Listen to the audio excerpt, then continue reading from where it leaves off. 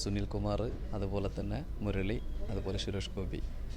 എത്ര സീറ്റുകൾ നമുക്ക് പ്രതിപക്ഷത്തുള്ള പാർട്ടികൾക്ക് കിട്ടുമെന്നതിനപ്പുറത്ത് BJP അധികാരത്തിൽ വരുമോ ഇല്ലയോ എന്നുള്ളത് വളരെ പ്രധാനപ്പെട്ട ഒരു കാര്യമാണ്. BJP ആണ് അധികാരത്തിൽ വരുന്നതെങ്കിൽ പ്രതിപക്ഷം എത്ര സീറ്റുകൾ നേടിക്കഴിഞ്ഞാലും അതെല്ലാം തന്നെ വിഫലമാവുമെന്നുള്ളതും 144 MP ഒരുമിച്ച് പുറത്താക്കിയതുപോലെ അതിന് സമാനമായ രീതിയിൽ അത്രയും അധികം MP ഒരുമിച്ച് ജയിലിലേക്ക് പോവുകയോ അല്ലെങ്കിൽ മറ്റു രീതിയിലുള്ള പീഡനങ്ങൾ അനുഭവിക്കപ്പെടുകയോ ചെയ്യുന്ന ഒരവസ്ഥ ഉണ്ടാകുമെന്നുള്ളതാണ് ഇന്നത്തെ ഒരു സമകാലീന അവസ്ഥ.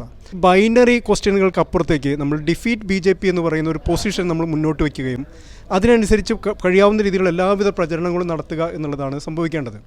അതിൻ്റെ ഒരു കൾമിനേഷൻ എത്തുന്ന സമയത്ത് BJPയെ തോൽപ്പിക്കാൻ ആരായിരിക്കും ഏറ്റവും മുൻപന്തിയിൽ നിൽക്കുക, ആ രത്നെ ജയിപ്പിക്കാൻ തയ്യാറാവുക എന്നുള്ള സമീപനം എടുക്കേണ്ടി വന്നേക്കാം. പക്ഷേ അതേസമയം നമ്മുടെ പ്രചരണം മുഴുവൻ കേന്ദ്രീകരിക്കേണ്ടത് ഡിഫീറ്റ് BJP തോൽക്കണം, സംഘപരിവാർ ഫാസിസം അവസാനിപ്പിക്കണം എന്ന് പറയുന്ന ഒരു നിലപാടിലായിരിക്കണം നമ്മൾ ഊന്നേണ്ടത് എന്നുള്ളത്